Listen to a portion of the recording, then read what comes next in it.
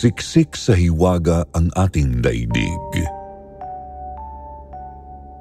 Marami itong tinatagong lihim na hindi natin nakikita sa pangkaraniwang paraan.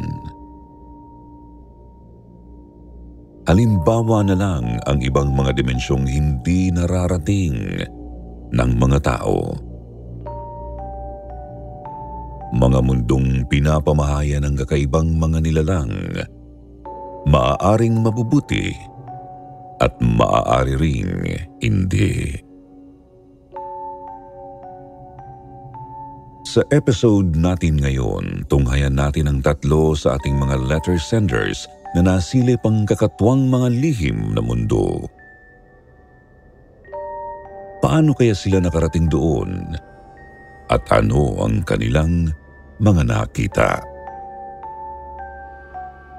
Ating alamin ngayong gabi dito lang sa Sityo Bangungot.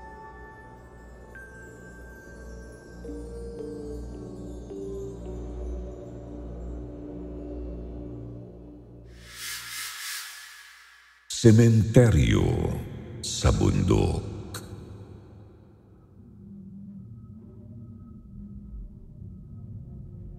Hi po, Sir Jupiter. Tawagin niyo na lang akong Brennan. 35 years old ng Marinduque.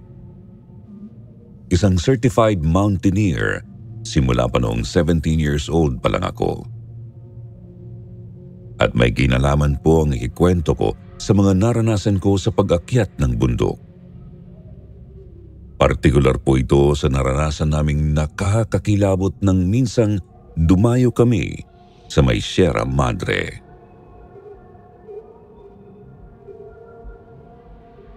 "25 years old pa po ako nang mangyari ito. 2013 yata kung hindi ako nagkakamali. Nagkayayaan ang mountaineering club namin na pumunta sa isa sa mga bundok ng Sierra Madre. Hindi ko na lang po sasabihin kung aling bundok eksakto. Basta mga 8 o 9 kami sa grupo noon, pawang mga batak na sa pag-akyat ng mga bundok.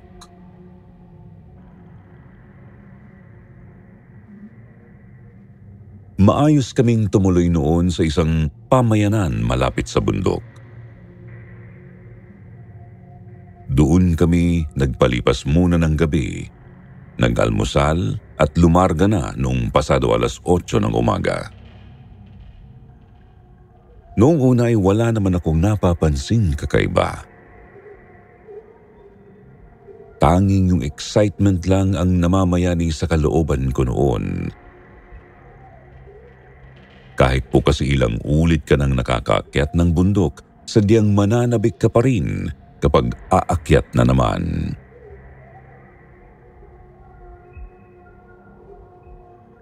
Pasado 11:00 nang huminto kami sa isang clearing para magpahinga saglit at kumain.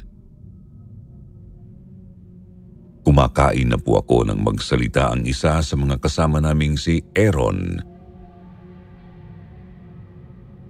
"Bakit parang ang tahimik ng bundok nito?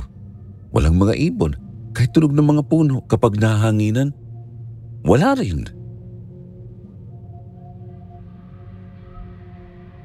Tumigil ako sa pagsubo. Nakiramdam sa paligid at napansing napakatahimik nga. Kami lang po talaga yung naririnig kong nag-iingay. Napansin din ito ng iba pa naming mga kasama, pero hindi nila gaanong binigyang kahulugan.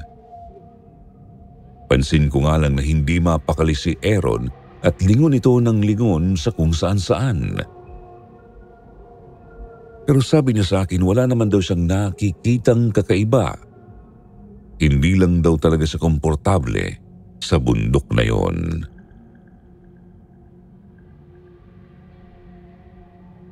Pagkatapos naming kumain, agad na kaming nagligpit at nag-iwan ng mga palatandaan sa may clearing.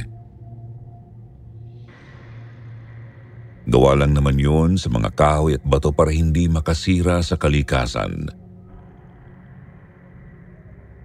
Partikular may 3 medyo malalaking bato kaming pinagpatong-patong sa ilalim ng isang punong mangga.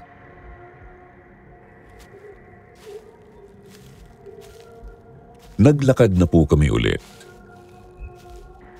Mga bandang 3:00 nang may marating na naman kaming isang clearing. Nagtaka yung parang leader namin kasi meron siyang nakitang 3 magkakapatong na bato sa ilalim ng punong mangga.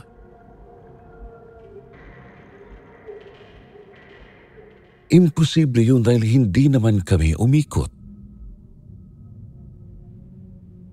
Napatanong kami sa isa't isa kung bumalik ba kami o ibang clearing na yun. Baka naman kasi may nauna nang maglagay ng palatandaan sa lugar.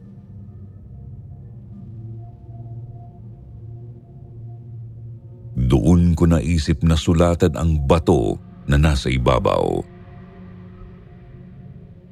Makakatulong yun para malaman kung bumabalik nga ba kami o hindi sa daanan namin.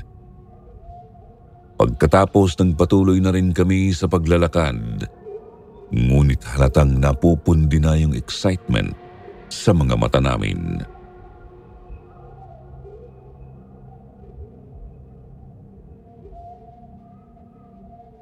Bandang takip silim nang makarating na naman kami sa isang clearing.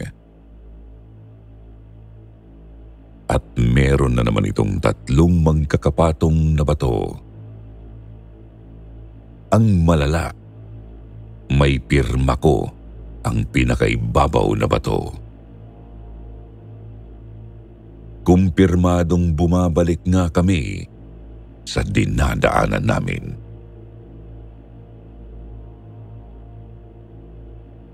Nagtalo pa kami ng konti kasi mukhang mali ang pinipili naming daan. Pero hindi naman kasi hindi naman talaga kami umiikot sa kakahuyan ng bundok. Dire-diretso at pataas lang talaga yung lakad namin. Hanggang sa hindi na napigil ni Aaron na sabihing baka pinaglalaroan kami ng kung anong maligno.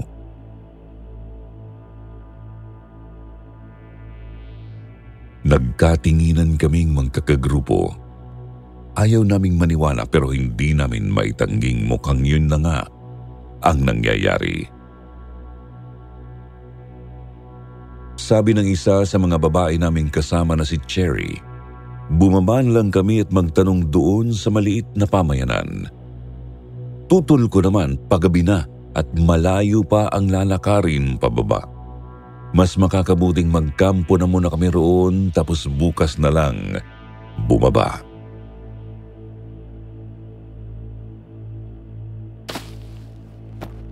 Nagsimula nga po kaming maghanda ulit ng kampo, Sir Jupiter. Nag-ihaw ng karne at isda, tapos nag-usap tungkol sa kalagayan namin. Ilang minuto pa po, biglang tumayo si Cherry at may tinanaw sa malayo. Napatingin naman kaming lahat sa kanyang tinatanaw at nagtaka. Sa may di kalayuan po kasi ay may nakita kaming maraming ilaw na parang galing sa kandila o sulu. Nakapila ang mga ito na parang nagpuprosesyon sa gitna ng gabi.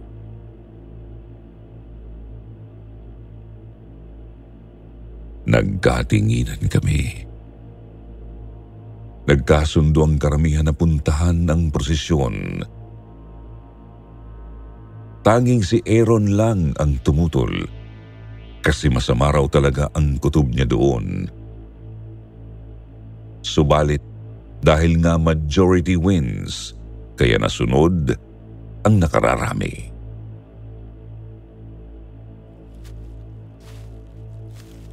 Tahimik at maingat kaming lumapit sa pinagmumulan ng mga liwanag. Tama nga po kami. Mga taong may hawak na kanya-kanyang kandila ang mga yon. Tinignan pa naming maigi ang prosesyon at napansing may bit-bit na kabaong ang mga taong nasa harap. Napansin din naming nakaitim ang lahat ng nandoon, tapos pawang mahahaba ang kasuotan. Parang mga nakasuot ng pampari.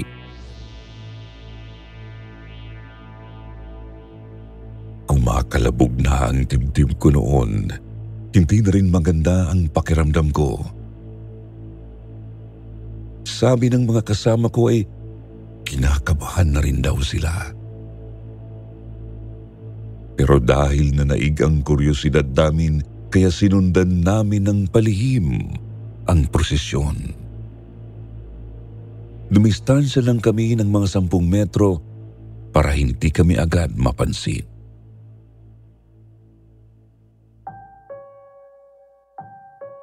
Mga kalahating oras pa po silang naglakad paakyat sa bundok.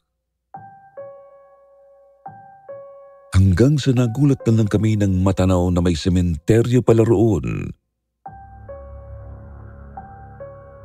Konti lang ang mga puntod, pero halata talagang sinadyang patagin ang lugar para gawing libingan.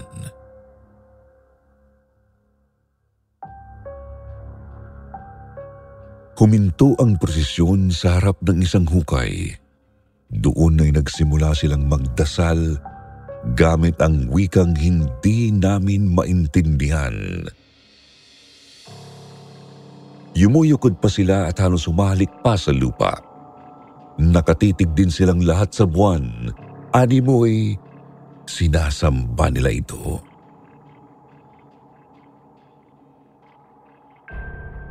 Pagkatapos nilang magdasal, nagulat kami kasi ginilitan nila yung leeg ng bangkay. Nalaman naming hindi pa pala nakaimbal sa muyon kasi sinahod nila sa parang baso ang sumirit na dugo. Dito na po kami tuluyang kinilabutan, Sir Jupiter. Yung dugo po kasi na nasa baso, pinagpasa-pasahan nila at ininom.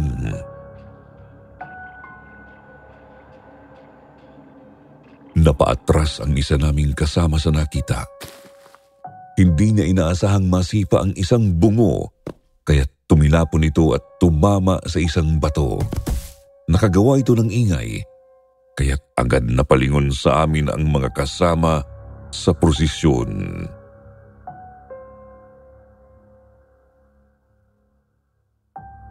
Sir Jupiter, tuluyang nanayo ang mga balahibo ko nang makita ng malinaw ang kanilang mukha. Nanlilisik at pulang-pula ang kanilang mga mata, tapos matatalas ang mga ngipin. Natauhan na lang ako nang biglang sumigaw si Aaron at sinabihan kaming tumakbo na.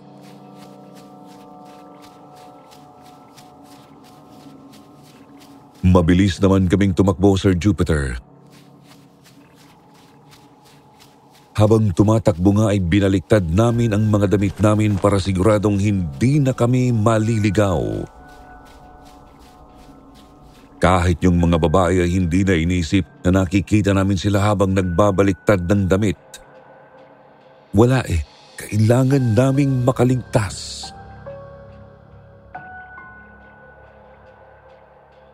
Nang makalayo ng konti, napansin kong hindi naman pala kami hinabol ng mga kakaibang tao. Nilingon ko ang sementeryo at katakatakang wala na akong makitang mga ilaw mula roon.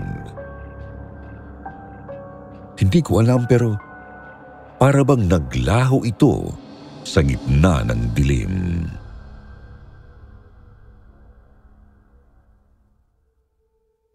Nakabalik naman po kami sa kampo, Sir Jupiter. Nang mag-umaga, agad na rin kaming bumaba sa baryo at nagtanong tungkol sa sementeryong yon.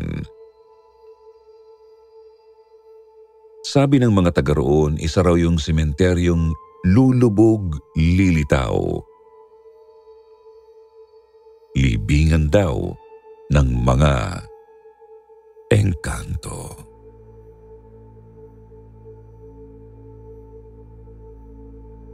Sa totoo lang po, nahihirapan pa rin akong maniwalang mga engkanto ang nakita namin. Akala ko nga noong una mga aswang yun pero kung babalikan kasi ang mga naranasan namin, talagang sa katotohanan yun lang tumuturo ang lahat.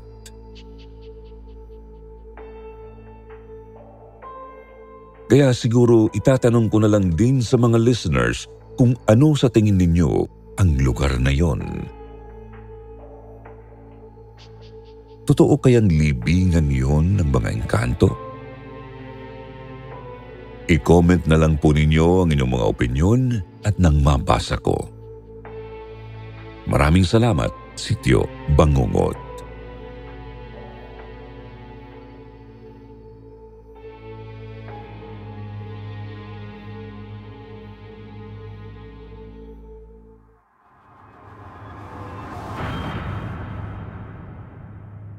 Kumadrona.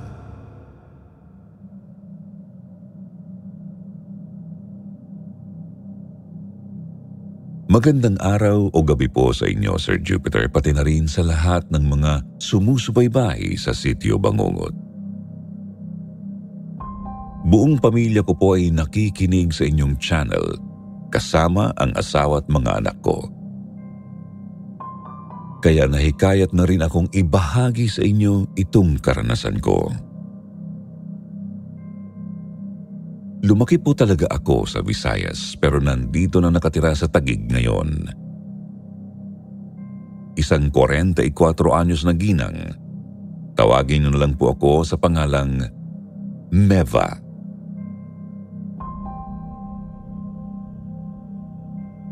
Sir Jupiter, lumaki po ako kasama ang aking lola na si Lola Puring. Isa po siyang kumadrona na kilala sa buong lugar namin. Halos lahat po kasi ng mga buntis doon ay siya ang nagpapaanak. Tapos hindi po siya humihingi ng bayad. Inaabutan na lang siya minsan ng mga prutas, gulay, kamote o mais. Mabait po kasi talaga si Lola at naiintindihan niya ang kalagayan ng mga tao. Gusto lang talaga niyang makatulong.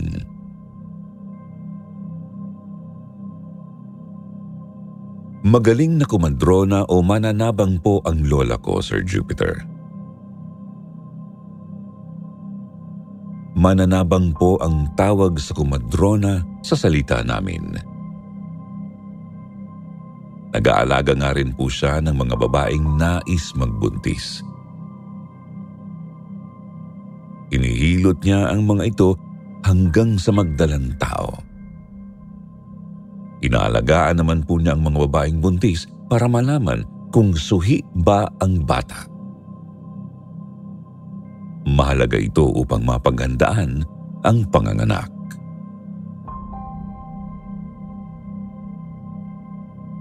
Hindi rin po namimili si Lola ng tutulungan, Sir Jupiter.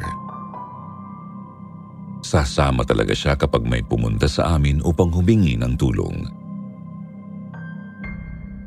Hindi alintana ni Lola kahit hating gabi pa yan o bumabagyo. Ganoon po kamahal ni Lola ang pagiging kumadrona.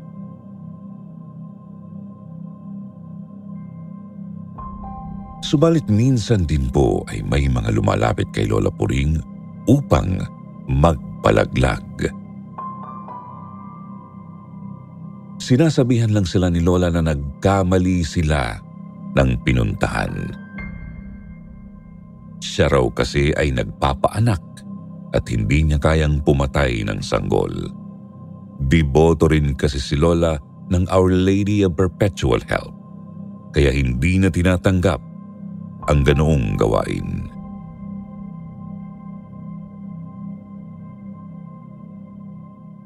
Isang umaga, Sir Jupiter, sumama po ako kay Lola Puring.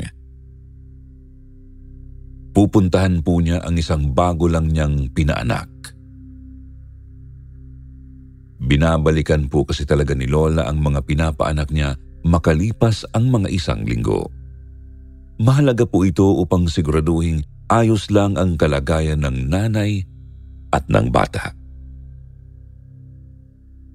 At sumama naman ako kasi gusto kong makarating sa iba't ibang mga lugar.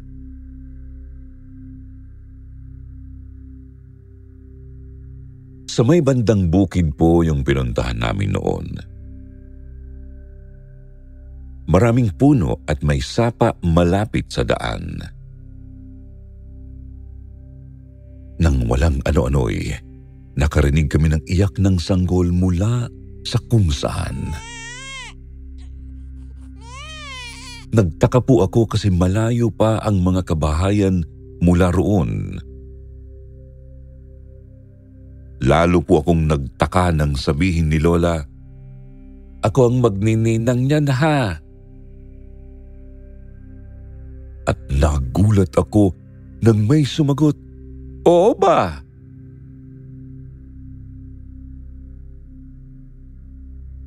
Kinilabutan po talaga ako noon kasi wala naman akong nakitang kahit sino sa lugar. Nagpatuloy lang kami sa paglalakad hanggang sa marating namin ang sadya. Tiningnan ni Lola ang babaeng pinaanak niya tapos ay umuwi na rin kami.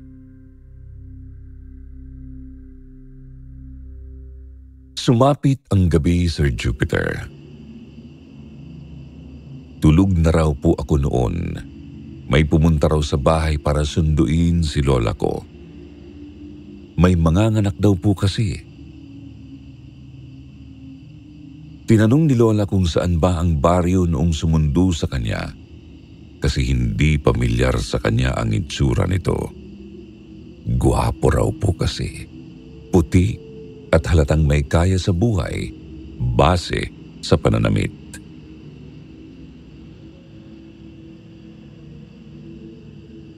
Sabi naman ng lalaki na dyan lang naman daw malapit sa amin. Tinuro po nito ang dinaanan namin kanina sa may kakahuyan. Doon sa may narinig kaming iyak ng sanggol. Sobrang gulat daw po ni Lola Puring kasi napakaliwanag daw doon kahit gabi na. May nakaparada ring gintong kotse sa gilid ng daan tapos yung sapa ay naging highway na. Tanaw din ni Lola na may napakagandang syudad sa may di kalayuan.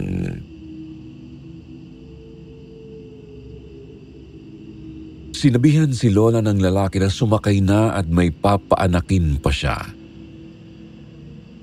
Ang kaso, hindi po siya makakilos dahil naguguluhan at hindi talaga makapaniwala sa mga nakikita. First time pa raw po kasing makarating ni Lola ng syudad noon. Kaya naman inakay na siya ng lalaki para makasakay sa magarang kotse.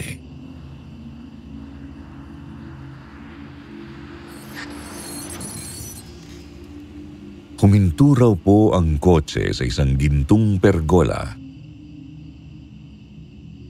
At nung pumasok sila ay isang napakagarang gintong mansyon ang bumungad sa kanya.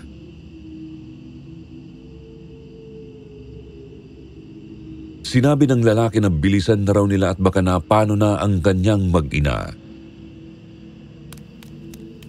Doon na po dali-daling sumunod si Lola sa lalaki papunta sa isang malaking gintong silid.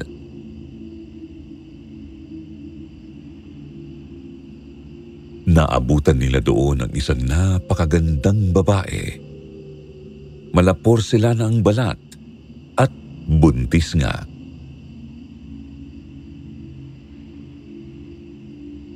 Sabi ng mag-asawa na si Lola na lang daw ang inihintay noon.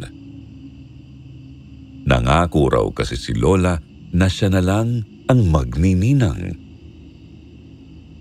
Kaya pinasundo nila si Lola para siya na rin ang magpaanak.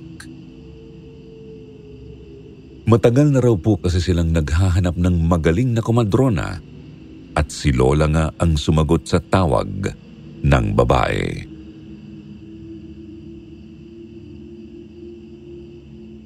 Hanggang sa nakapagsilang na nga po ang babae. Sinabi ng lalaki kay Lola na kumain na raw muna bago umuwi. Napakaraming pagkain daw po na nakahanda sa mesa. Ngunit hindi kumain si Lola kahit gutom na siya. Sinabi lang niya na marami pang nangangailangan sa kanya kaya't hindi siya pwedeng magtagal doon. Inalok naman siya ng lalaki na tanggapin ang isang supot, pasasalamat niya sa pagpapaanak ni Lola sa kanyang asawa. Ngunit hindi rin ito tinanggap ni Lola kasi hindi talaga siya nagpapabayad.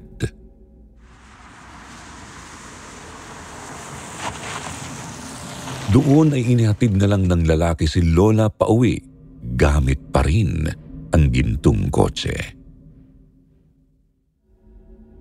Pagkababa ni Lola ay nasa tapat na siya ng bahay namin. Tapos madaling araw na. Hindi na niya tinanong ang pangalan ng mag-asawa kasi alam niyang engkanto ang mga yun. Sabi rin ng lola ko nagbibiro lang naman daw siya nang sinabi niyang magnininang siya. Hindi raw niya akalaing siya pa pala ang kukuning mananabang para maisilang ang inaanak niyang engkanto.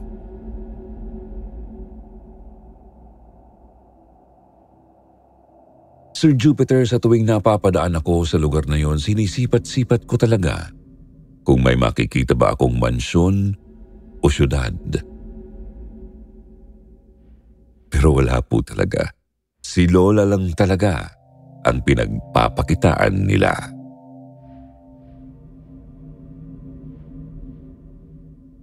Medyo nakakalungkot nga lang po kasi pumanaw na si Lola, may 2 dekada na rin ang nakakaraan.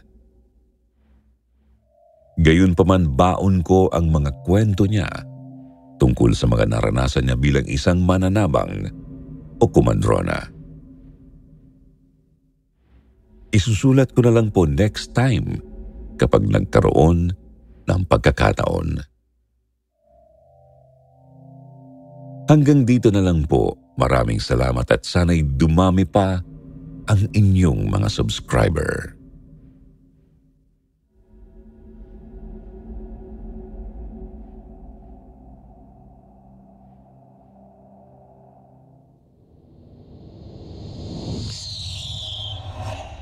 Resto Bar. Good day po, Sir Jupiter. Ako si Mark, taga Quezon City.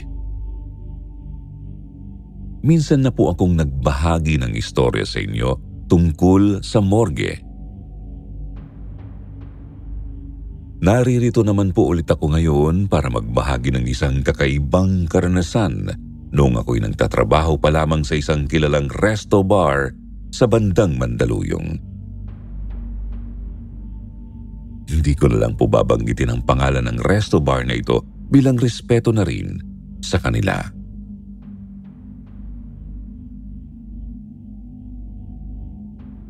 Taong 2017 po nangyari ang nakakakilabot kong karanasan sa resto bar na yun.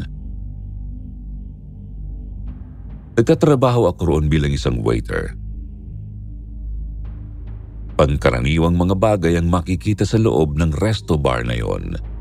Maraming iba't ibang mga ilaw, may tumutugtog sa entablado at marami ring mga nag-iinuman. Masaya dahil dinig sa loob ang tawanan ng mga customer, gayon din ang tunog ng mga bote at pagbuhos ng alak sa baso. Idagdag pa ang palakpakan ng mga customer kapag tinutugtog ng mga musikero sa entablado ang kanilang paboritong mga kanta.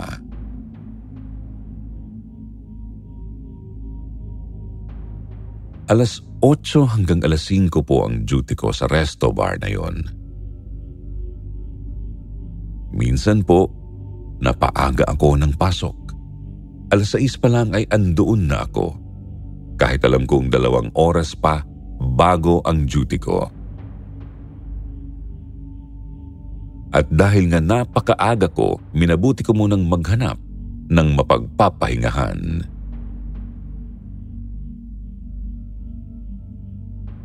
Doon ay napansin ko ang isang silid na hindi ganong maliwanag ang ilaw. Sumilip ako at nakita ko sa loob ang iba't ibang mga nakatambak na gamit. May mga lumang sofa, sirang videoke machines at mangilan-ngilang lumang mga case ng alak.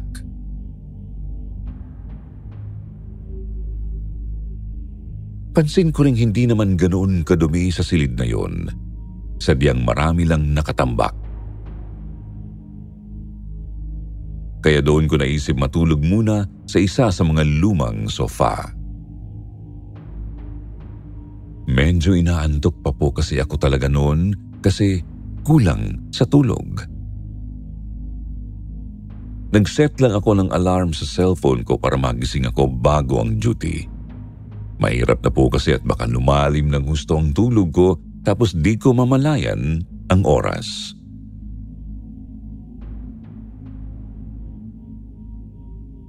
Noong ilang minuto nang nakapikit ang mga mata ko at nakukuha ko na ang tulog ko, bigla po akong nakarinig ng mga kaluskos.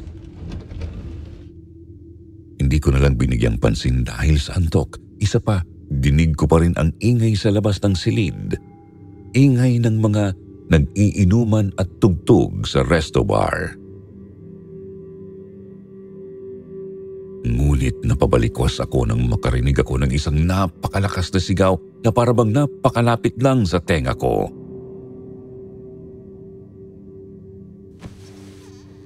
Napabangon ako at sinilip ko ang labas ng silid. Sinubukan kong tukuyin kung saan nagmula ang narinig kong sigaw. Kita ko naman po kasi ang bar mula sa kinaroroonan kong silid kasi transparent na salamin lang ang dingding nito. Pero nagtaka ako kasi napansin kong napakatahimik na sa labas. Maski ang maiingay na mga lasing ay hindi ko na naririnig.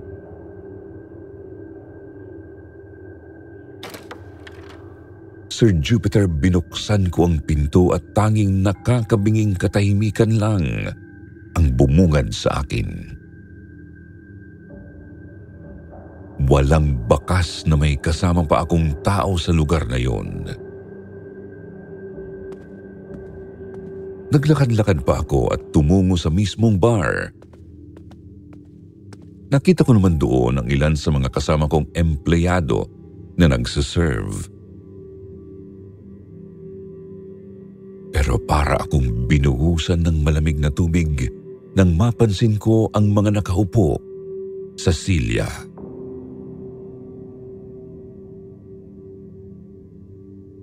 Hindi pamilyar sa akin ang mga kasuotan nila. Katulad ito ng mga kasuotan noong unang panahon pa. Nakabistida at belo ang mga babae habang nakasalakot naman ang mga lalaki. Napahinto ako sa aking kinatatayuan nang makita ko ang isang sundalong Hapon na sumisigaw, ngunit hindi ko maintindihan ang kanyang sinasabi. Hinahataw niya ng latigo ang isang lalaki. Unti-unti rin ay binabalot ng mga panaghoy at iyak ang buong resto bar.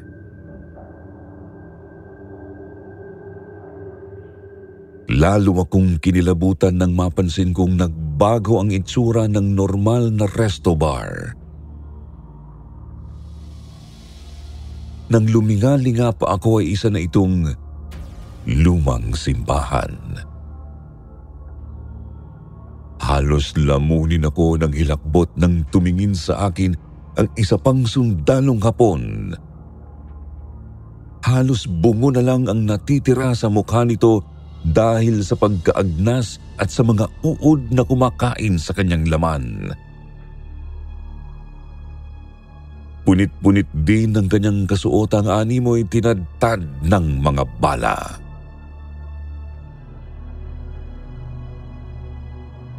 Gusto kong sumigaw noong sandaling yun, ngunit hindi ko magawa. Lumapit sa akin ang naaagnas na sundalo at itinapat niya ang kanyang bibig sa tenga ko. Subalit hindi ko pa rin talaga maintindihan ang kanyang sinasabi, kaya't napapikit na lang ako sa sobrang kilabot. Amoy na amoy ko ang masangsang niyang nabubulok na laman. Dinig ko rin ang iyak ng mga taong nakapalibot sa akin. Maya-maya pa po habang nananatiling nakapikit, napansin kong may tumatawag sa pangalan ko mula sa madilim na sulok. Hindi ko alam kung sino. Basta naramdaman ko na lang bigla na nahuhulog ako. Nahuhulog sa isang napakalalim na balon. Doon na po ako napadilat at bumungad sa akin ang hindi gaanong maliwanag na bombilya ng silid na tinulugan ko. Dinig ko na rin ang ingay na nanggagaling sa labas ng silid. Napabalikwas ako, dali-daling binuksan ang pinto at agad sumilip. Kita kong marami na ulit mga taong naglalakad sa may hallway. Tiningnan ko rin ang cellphone ko at nakitang 6:16 ang oras. Pakiramdam ko noon ay hindi naman ako nakatulog. Ngunit ramdam ko ring napakahaba ng nangyaring yun. Nangyaring bangungot na tila totoo. Napag-alam ko rin sa mga katrabaho ko na marami na raw talagang binabangungot sa kwartong yon.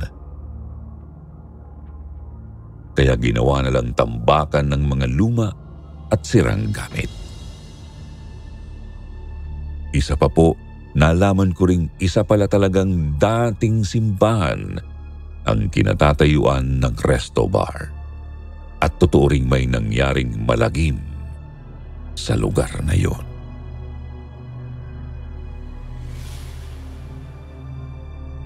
Muli, hindi ko na lang babanggitin ang pangalan ng resto bar na ito kasi baka magkaproblema.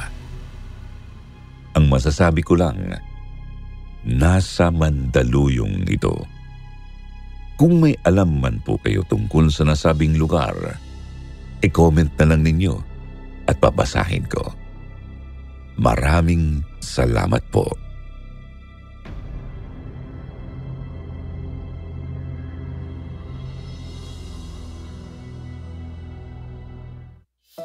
At heto na ulit ang inyong paboritong shoutout portion. Shoutout kay Ice, Vlad, Wookiezoid, John Luel Cervantes, ako si Moana, Crisanta Garduque, Team XN, Irish Herodias, Rose Day Zalun at kay Kareb. Basahin naman natin ang ilan sa magandang comment mula kina Alvin Ayeras at kay Rose Day Zalun. Sabi ni Alvin, magandang gabi Sir Jupiter at sa bumubuo ng Sitio Bangungot. Salamat sa araw-araw niyong pag-upload ng mga bagong story. Nakakaalis talaga ng pagod ang lahat ng kwento niyo. Araw man o sa gabi, lagi kong pinapakinggan lahat ng kwento nyo. Halos lahat ata ng kwento nyo, napakinggan ko na. At huwag sana kayong magsawa sa pag-upload ng bagong video. Always po akong nakaabang sa channel nyo at pagpalain sana kayo ng Diyos ng malusog na pangangatawan at kaisipan. Always listening from Pangasinan. God bless po mga kasityo Bangungot.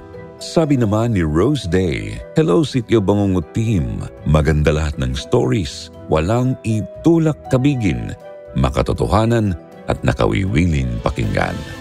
Always a solid supporter from Isabela Province, Rose Day Zalun. Maraming salamat.